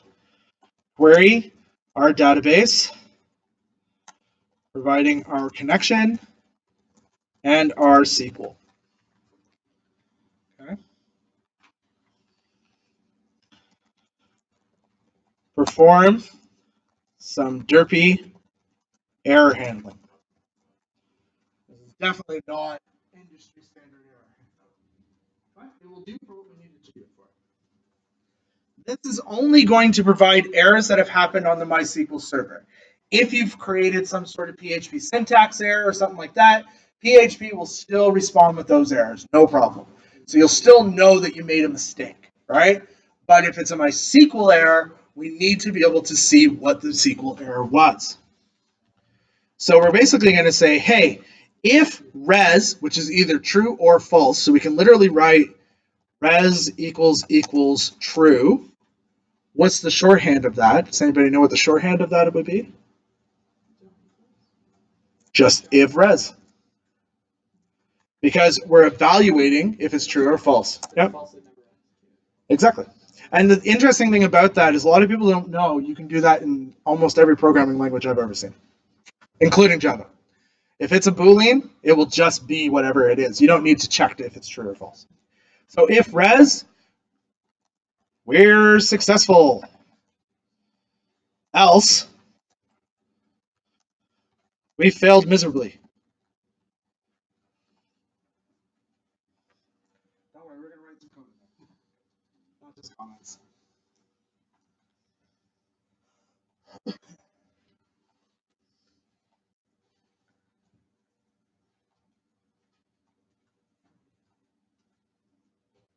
So if our response gets returned back as true, we're going to echo the new country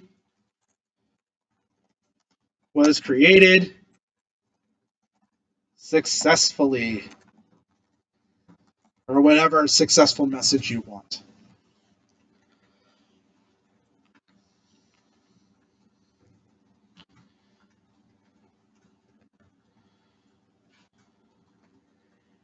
And if we have an error, we'll say echo, there was an error creating this country. And we'll put a quotation or a colon at the end of it.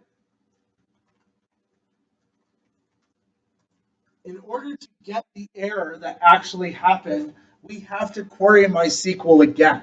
And we have to say, hey, I know there was an error because you returned back false. Can you now please tell me what the error was? Kind of like this stupid two-step process, which we get to eliminate when we start working with PDO instead of MySQLi. But for now, we just kind of have to slug it out. So I'm going to hit a space after the colon, so there's a bit of a gap. And then I'm going to use concatenation because unfortunately, string templates can't parse function calls. So you can't put a function call in a string template, it won't parse it. So we're doing a function call, MySQLi underscore error, and all we do is provide it the connection. And then it will return back whatever error has occurred. You need me to scroll up a little bit? Yeah. Don't know if that's much better.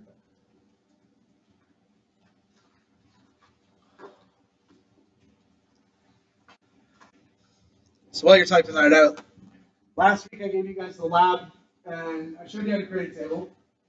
And then I said, you have errors, get rid of the errors, right? And it's funny because you guys all really kind of did, many of you did kind of the same similar steps, but a lot of you did some very unique things.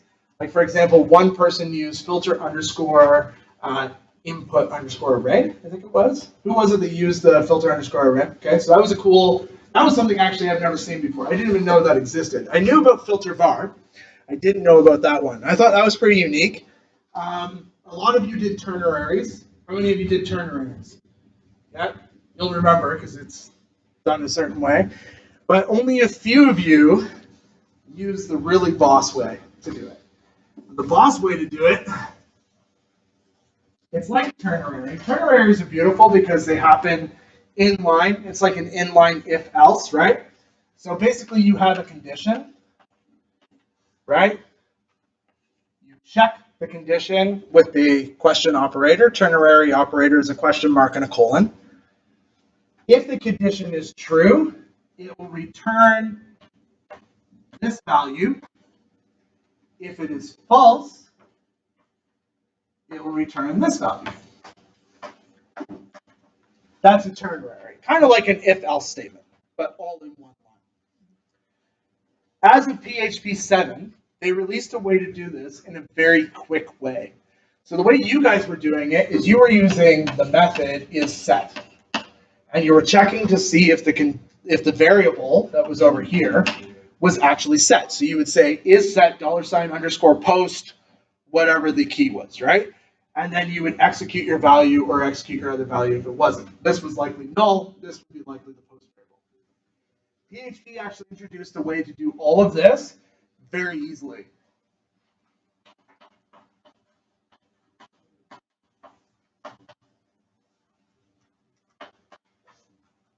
My post, right? Don't know if it's set or not. Double question mark, which basically says, is this set? Is it defined? Does it contain a value? Or is it at least true? If the answer to those questions is no, then execute the left-hand side and return it. So you can do this, which is essentially like an OR statement. It's this. If it doesn't exist, if it hasn't been defined, or whatever reason, then return null. Otherwise, return this side. You can do the same thing in Java, you just can't do it with the question marks. Replace the question marks with the OR operator. And you can do that in almost every programming language. And it will do the exact same thing. Very handy shortcut. So we're going to do that next week when we start echoing out into our forms. We'll use this statement to do that. All right, everybody good? Everybody's got everything typed out? Nice. Let's Alt-Tab. Come up to the top, hit Enter to refresh our forms. All right, unfortunately, we can't hit refresh because it will just continually resubmit. We got this big, nasty, stupid error. We'll get rid of it in a minute. Scroll to the bottom where the form is. Type out your country's name. Description. Stupid gold. Population. 1. Just me. Only one here.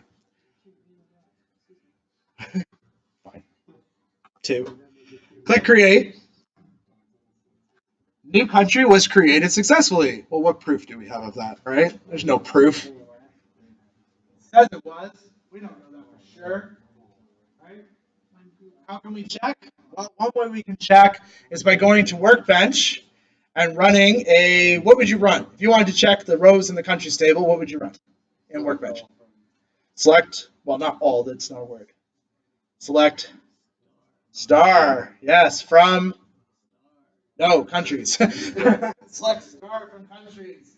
Execute, and that will tell you if you have any rows. And if you have rows, then obviously you were able to put it in. However, we're going to do it a different way. We're going to create a table and see the rows ourselves instead of having to run a SQL command inside Workbench. Yes?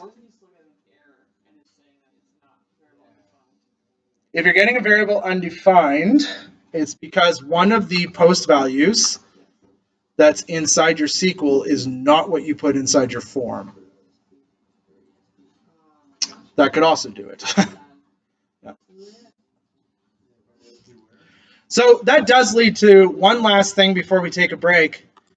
When I hit enter, I get all of these. And the reason why I'm getting these errors is because of exactly this issue, right? I'm trying to access a value that is not defined, hasn't been set, doesn't exist, and I can't do that. And it's exactly the error message it's giving you. Undefined index name. Post doesn't contain an index called name, but I'm trying to access it as if it does.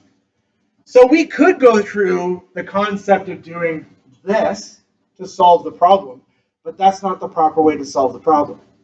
When we build web applications, we need to try to isolate the actions that our web application is doing in their own scripts.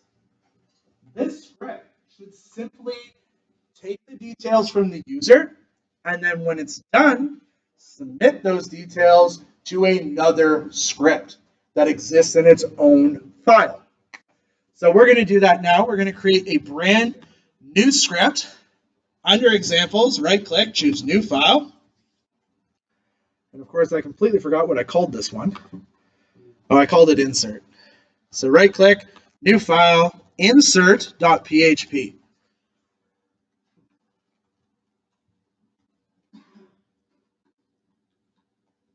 Once you've created insert.php, I want you to go to new underscore form. I want you to scroll to where you have your closing PHP bracket and scroll all the way to your opening PHP bracket, or go the other way if you so choose. Either which way. Once you have it highlighted, hit Control X, which is a cut and paste to your clipboard. The only thing in this file that should exist is the doc type and the form. That's the only thing in this file. Then go to your insert.php and paste in your PHP code. And then save it.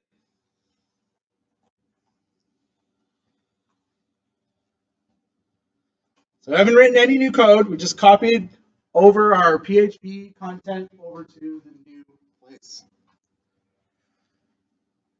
Go back to your new form, and we need to update something. What do we need to update? The action. Exactly. Where do we need to point the action to? Our insert.php. That's right. So go ahead and take this whole action out of there. So it's just action equals double quotes. And then we'll use a relative path, which means start from the file line in and move within that context. So we're going to say, starting from the file line in, which is /, send to insert.php. Some file systems will let you get rid of the / and still understand that you're in the same directory. You could try that if you want to. I find this is a little bit more descriptive and slightly dangerous. Who doesn't like to live dangerous? All right. Yes, that's true. Dangerously. All right, you ready? Alt-Tab. Go up to the top of your page, hit Enter. You should have no more errors. They should be gone. And now you just have your form. Right? Go ahead and fill your form out. So you can create as many candidates as you want. Very damn cold. And the population has increased to 5 people. And I'm going to click Create. New country was created successfully. If you see that, everything is working. And you can go ahead and take a nice 10-minute break. Don't be longer than 10 minutes. That's a big part to cover. You can take a 10-minute break. If you don't see that, then you may need my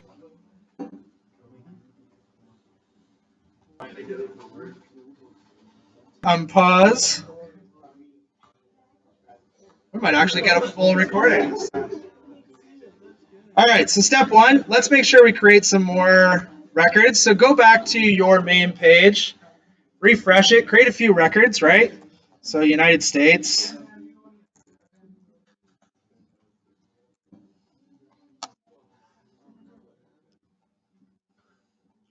How many are living in this? I'm gonna say 200 million. I don't know off the top of my head. I don't think I have enough zeros. One more. There we go. I thought you were saying go Trump. I didn't see that D. Damn. Oh, no. Oh, he's one of those.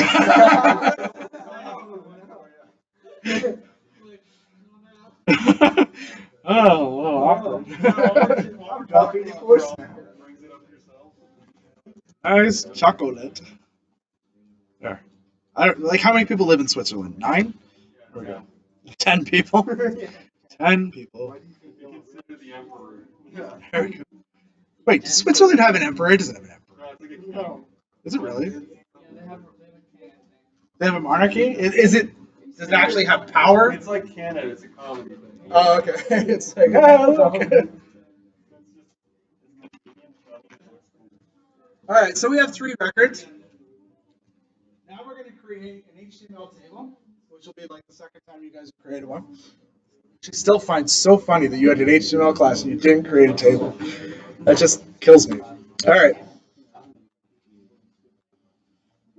So we're going to create a brand new page called table.php.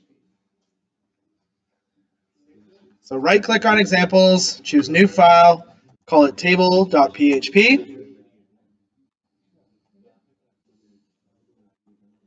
And then in Emmet, this lady knows the answer to this. In Emmet, how do I create a new HTML page? You told me earlier for creating. Shit. Yeah, shit. 1. Tab. Exclamation mark tab will create an automatic HTML page for you. Emmet does this automatically to help you out. We don't need a huge chunk of this because we're not adding to our confusion. So we're just going to remove all of the meta tags and the HTML language tag. I'm going to tab these 2 in. And there we go. And we're going to write our country's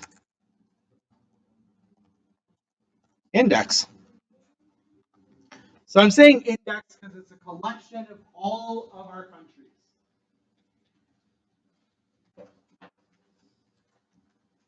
Tables in HTML can be broken up into a few different places to have semantic value.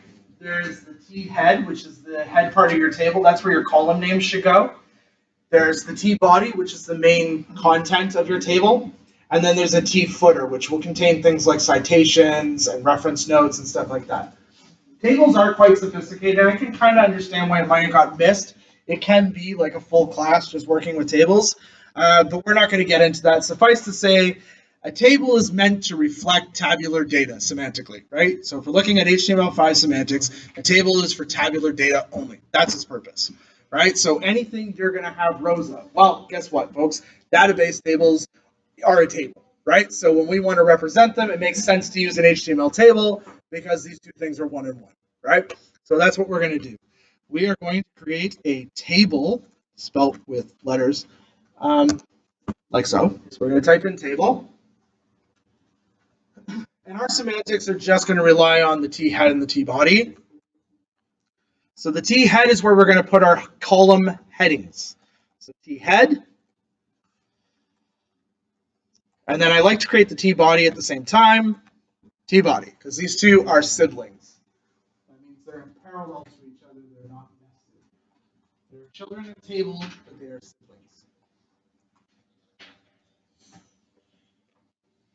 Next, I'm going to put my cursor in between the opening and closing tags for T head. Hit enter a couple of times. Nest myself in there. Tables are made up of columns and rows, but the way we create them in HTML is we create the row and then we split it up into its columns. Okay? So the first element we create is the row element, which is TR, and you can just remember that as being the row, right? TR, the row. When we're working in a heading, each of the columns, right? So if you take a row and you run it across columns, you wind up with a separated little block known as a what? Does anybody know what the little block is called? It's a cell, right? So it creates a little cell. So when we're in the heading, we want to create heading cells, and they're called THs, or the heading, if you want to remember it that way. And that creates a cell. If you create another cell underneath that, it will go side by side. And another cell will go side by side, all within that one row. So we're going to create our first cell, and we're going to call it name. And then we're going to create a second cell, and we're going to call it description. And then we're going to create a third cell, and we're going to call it population. So we have 3 columns: name, description, and population. Your browser has default styling. I'm not sure if you knew that. And each browser has its own interpretation of what the default styling should be. That's why on Mac, Safari, the default CSS is actually not terrible. But on Chrome on Windows, it's not necessarily that great. And if you get into Internet Explorer, it gets even worse. It just depends on their interpretations. It's also the reason why you should avoid using, when you're naming the colors for CSS, using the words like blue, red, yellow, orange, because you're then relying on the browser's interpretation of those colors. And Chrome's version of orange is not the same as Safari's version of orange. It's much better to use the hexadecimal colors to maintain consistency. So anyways, our table is actually not going to have any styling by default. All of these headings are going to be buttered up against each other, and it's actually going to be difficult to kind of separate your data into the columns. Not terribly, it should seem obvious, but it's nice to have lines and like borders. So we're going to turn that stuff on. And we're going to do that by just adding a very small styling. So if you go up to your head,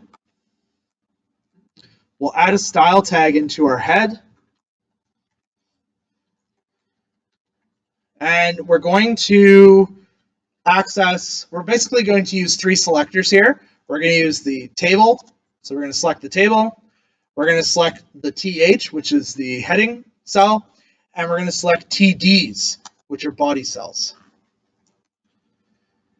And then we're going to set the border to 1 pixel. Let's use dashed. And we'll just say black. And then we're going to use padding 0.25 EMs. So that'll create enough padding around each element so it feels like it's in its own cell, and they all line up, and plus they have little squares drawn around them so you can easily see the column. And you can play with that styling, obviously. A couple of you did hand in your labs with styling, and I gave you bonus points for that. I think I was feeling extra generous. All right. Anybody still writing out the styles? Okay, I'll give you a second.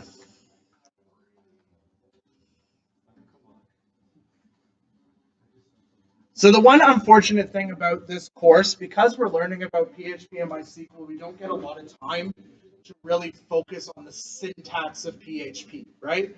So there's a lot of things that are implied. One thing that's implied is that you guys understand basic programming structures, right? Like control structures such as if statements, switch statements, stuff like that. You understand the basic concepts around a variable and how they work. You understand what an array is, and now you fully understand what a bastardized version of PHP has of an array, or versatile. We'll say versatile, that's more sensitive. And then you guys also understand maybe what loops are, right? So the good thing about PHP is loops in PHP are very similar to loops in almost any language. We have a while loop, right? You guys all know what a while loop is, right? It iterates until it breaks some sort of condition, right? But a while loop and a do while differ because a do while will always what? Always execute at least once, right? So, but a while loop will only execute if the condition is true. Exactly. What's a for loop? You can set an increment, your own conditions. That's correct. So a for loop is meant for numerical iterations, right? So you're setting a number of times the for loop will iterate, usually based on a condition, right? Interestingly enough, what a lot of people don't know is that the for loop is actually a for loop with 3 expressions as arguments, which means because they're just expressions, you can get real crafty with for loops, and you can do some really crazy stuff with for loops. There's one other one, and I think somebody told me before that Java has it, for each, which is an array iterator. So what it does is it will actually iterate over the elements of the array, the number of elements that are in the array, and that's it. Each time it iterates, it passes the item that it's currently on to the block. The block is signified by the curly braces, right? You can, and you can still do that in PHP, but you need to pre-count your array, right? This way you don't have to pre-count the array.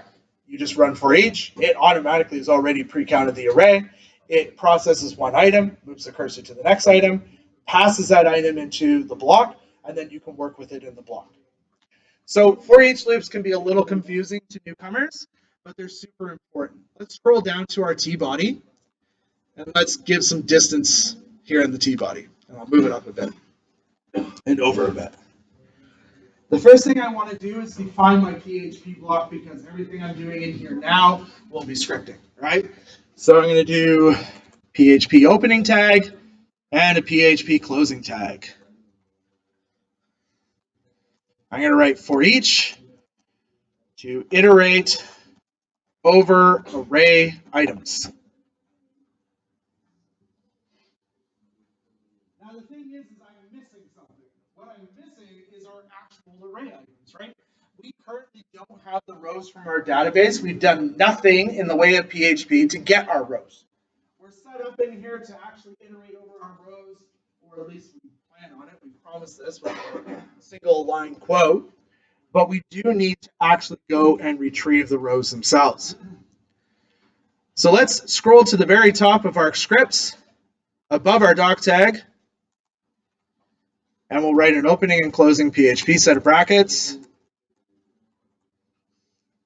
And step 1 will be to connect to our MySQL database. And then step 2 will be to fetch the rows.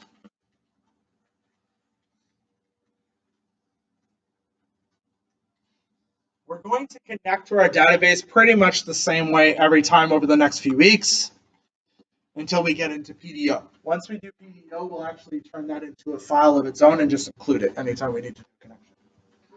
So $con. What's the function for connecting to MySQL? Yep, MySQLi connect. What's the first argument? The host, right? So we need the local host, right? Second argument? Yeah, but what is root? Yeah, it's our username. Third argument? Password, which for most people will be null. And the fourth argument? The database, that's right, which is lesson_03. So that just connects to the database and gives back a connection and stores it in the con variable. And then we can use that to perform any queries we want to perform. So let's split this up. Again, in my instructions, I'm not splitting it up, but that's fine. We'll create a SQL, which is just going to be a string. And you guys already know this SQL. How do I get every row from the country table? Select asterisk from countries, right? Just like you did in Workbench. Just remember, so super important because I've had in the past projects and labs and stuff like that come back from students. Well, they'll write this SQL statement and assume it's actually executing. It doesn't. It is just a string. However, VS Code is very kindly highlighting it for us, which I feel like can be a disservice to new people coming to programming PHP because it feels like it's doing something, but it's not actually doing anything at all. So next, we need to actually execute the SQL. And we've already run this statement once before. How do I execute a query? What's the function that I'm going to use to execute the query? You've done this once already. Did you already forget? Well, let's first create a variable so we can store the results into it. And then the function, what do you think it begins with? The function. It's a MySQL function. What do you think it begins with? Yep, MySQL I, because the MySQL ones are all deprecated, underscore, and you should get a long list. What is it? That's right, query. Query takes two arguments. What's the first argument? That's right. It's always the connection. And the second argument? The SQL. That's correct. Or SQL if you want to say it that way. I say SQL. I used to work with this junior developer and we were working with PostgreSQL, which everybody just calls Postgres. That's what we call it. But he would call it PostgreSQL. So PostgreSQL. It was the weirdest thing and I hated it. It was so weird. So there's an issue that we're going to find out real quick. We are selecting all of the records or rows from our database, and one would assume, not to say it pompously, but one would assume that results would contain what? The rows from the database. Let's bar dump that one. Bar dump is our best friend. Bar dump tells us information about things, right? So that we know what's happening.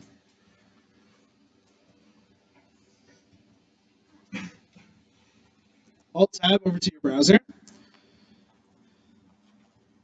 Knock out new form and go back to the examples folder. And hit enter so that you can see this list of files. And you want table.php. So when you look at it, you're like, I don't see any rows in this.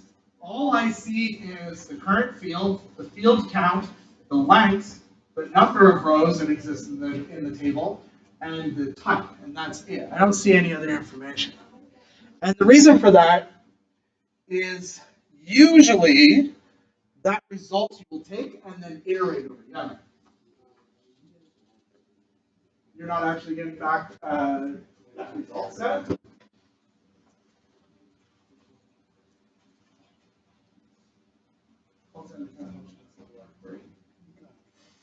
Because you wrote MSQLi, it's not.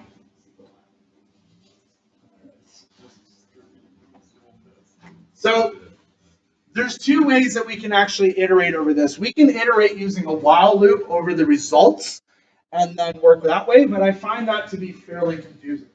It's actually a lot easier if we just go into the database and grab all of that result set and then convert it into a structure that's easy to work with.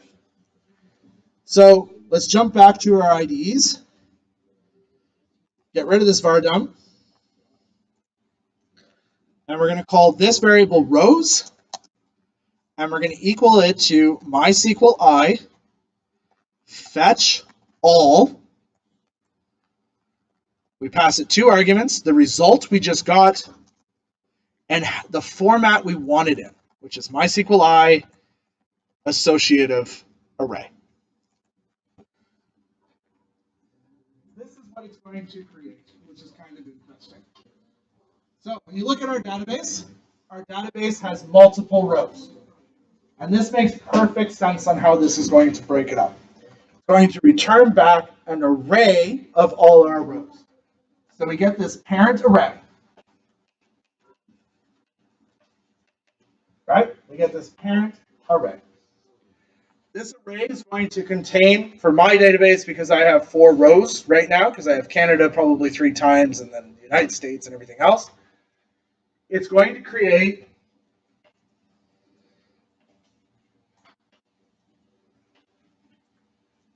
four rows inside here.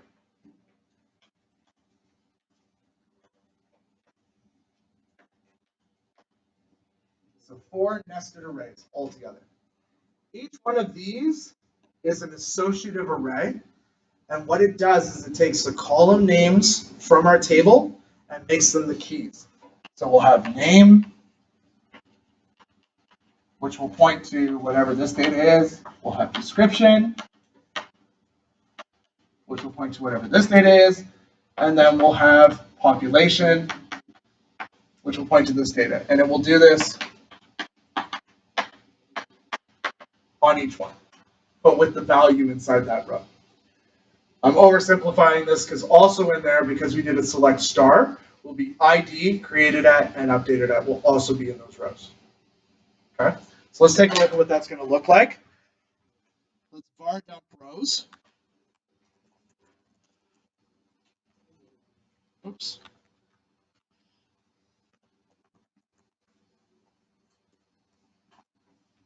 Okay. And then once you var dumped rows, Alt tab to your browser, hit Control R. So you'll notice our parent is an array. Mine is a size of 4. So it has 4 rows inside of it. So this is the parent that encompasses all of the rows you see. Okay? Each row is this guy here. This is called an associative array. We talked about this last week when we looked at posts. An associative array, instead of being numerically indexed, actually uses strings as its index names, right? Or we can call them keys. So we have ID, name, description, population, created at, updated at for each one of these rows. So how do we display that in our table? We iterate over the rows array, pass that item into, I like to call them throwaway variables, and then use that throwaway variable in our block to reference each one of these column names. So let's do that now. Get rid of that var dump or comment it out. Scroll down to the PHP tag we started down here in our body, and we'll write our for each. For each, set of parentheses, and a curly brace for the block. The first argument that we pass in is basically the array that we're working with. What's the name of our array? Rows, right? Then we say as row. Basically what this means is it means iterate over the rows, access the item from the row, and store it in this variable called row. So row is now an associative array. Now we can go ahead and reference the items inside. So we can do an echo tr because we want to create a row for each one of these. And we'll do another one with the closing tag. Okay, so we have the opening and closing TR tags. And then inside we'll create the TDs, like so. And I want to just use string interpolation. You can use concatenation if you want. So I'm going to put a set of curly braces in there and access row, name, square bracket. And I can do that because row is an associative array. Its indices or indexes are all indexed by the names of the columns in the database. Just for ease of mind, I'm going to Alt Shift and press down 2 more times. Change this one to description. And change the last one to population.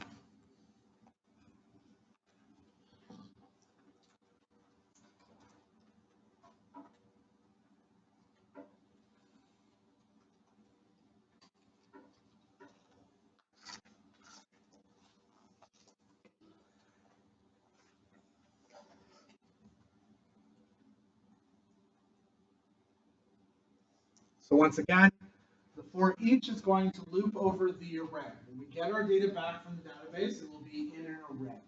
Okay? That array will contain multiple rows.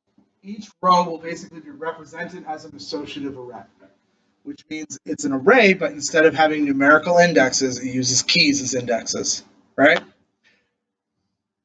When we iterate over the rows, we take the first row and we pass it into this variable called row, and then we can access it and its column data by just doing row name, and the value will come in. Those values, those keys that are created, are because when PHP interacts with MySQL and pulls it back as a MySQL associative array, it automatically takes the column names and uses them as indexes. Ready to see what happened? Well, hopefully I don't get an error, but we'll see. It should look like that. You should see the column names like that. We'll look at your errors in a second here. Okay, so as you can see on the first iteration, it created Canada, stupid cool, with a population of 2. Second time, Canada, very damn cool, with a population of 5. United States, GD Trump, 200 million. And then Switzerland, nice chocolate, population of 10 people. Okay? So,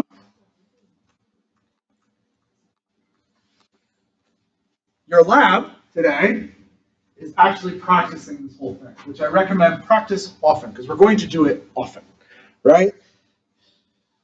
Not keen on the lab, actually, because it means it's probably one of the worst marking labs that I have to do. I will help everybody with their errors in a minute. Let me just sign off the lab, and then I'll meet you guys over at this table.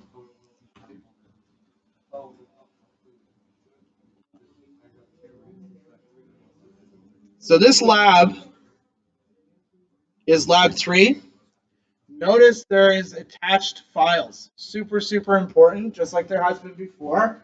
But this time it's a zip, and that's because there's 4 files in that folder. Okay? There's 6? Somebody say there's 6 files? I think there's only 4. But I've been wrong before. 1, 2, 3, 4, 5. There's actually 5. 5 files in the folder. Let me open it up so that you can see what each of these are. All right. Instructions. Copy and paste the contents of the lab SQL into Workbench and execute it. So I'm giving you a SQL file to work with. That's this one here. You're going to create this SQL. Has 2 columns that you need to worry about is name and price. Not very big to deal with. By the way, this is how you create a decimal field. Follow the instructions in each file in the following order. You can go out of order if you so choose. Your life will be much easier if you do them in the order they're listed in. Start with the form. So, step 1, set the action method. The action and method attributes. So the form data will be sent to the insert page, right? It should be very easy. It's literally what we just did.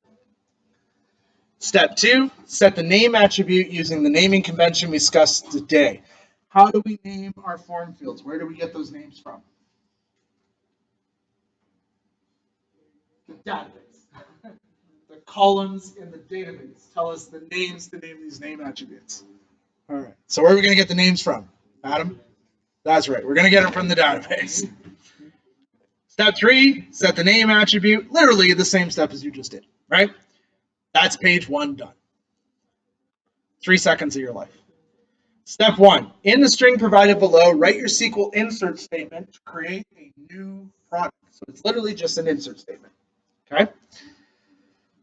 Replace the value of null with the actual MySQLi connection to your database. So if you forget that, go look how we connected to the MySQL database using MySQLi in the stuff we just did. Step 3, execute the SQL statement using the MySQLi query function. If everything is working, we should see the success message. Otherwise, we may get the error. So I've already written the error handler for you. That's your way of knowing whether or not what you're doing is correct. If you're getting an orange error from Xdebug, then you have a PHP SQL like syntax error. If you're getting just a regular error that isn't highlighted in any crazy colors, it's likely a MySQL error, and it's being caused by something to do with your MySQL query. So that's how you can center that down. The table.php page is your last page to edit. Step 1, using the correct MySQL. I've already created your connection for you. I've already done your query for you. Now you need to create the rows, right? So remember those 2 steps. You're going to get the rows using the correct expression. Then down here, you're going to populate this. You need to wrap with a what? What are you going to wrap those echo statements in? That's correct. You're going to wrap it in a for each and then put your values inside the block. Whole thing should still take roughly 15, 20 minutes. If it doesn't, that's totally fine. Don't feel like you're underachieving or anything. Take the time you need. But it shouldn't take a ton of time. It's not like an assignment, okay? And I don't mind if you work with your friends. Just make sure you fully understand what you're doing. Yep. The lab folder that I think you can download from Blackboard's empty. What? The zip is empty? Mine's empty, yeah. Oh, no. I'm just like, let's Let's hard do code. it. Step 4, we know exactly what I want.